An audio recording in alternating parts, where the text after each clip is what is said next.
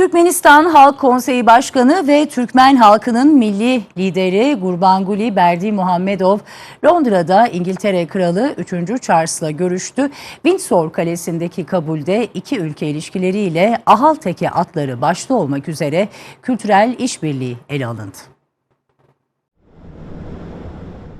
Türkmenistan Halk Konseyi Başkanı ve Türkmen halkının milli lideri Gurbanguly Berdimuhamedov, resmi temaslarda bulunmak üzere gittiği Londra'da Büyük Britanya Kralı Charles ile görüştü. Windsor Kalesi'ndeki görüşmede iki ülke arasındaki dostane ilişkiler ve üst düzey temasların geliştirilmesi ele alındı. Taraflar, siyasi, kültürel ve insani alanlardaki işbirliğinin güçlendirilmesine yönelik karşılıklı iradeyi vurguladı. Kral Charles, Türkmenistan ile Birleşik Krallık arasındaki ilişkilerin daha da ilerletilmesine önem verdiklerini ifade etti. Temaslarda, Türkmenistan'ın milli gurur kaynaklarından ahal teke atları da öne çıkan başlıklar arasında yer aldı.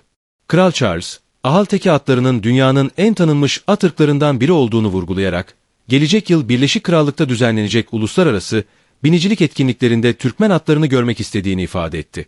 Görüşmede ayrıca, engelli çocukların rehabilitasyonunda hipoterapi uygulamaları ve at kültürü alanındaki işbirliği imkanları değerlendirildi.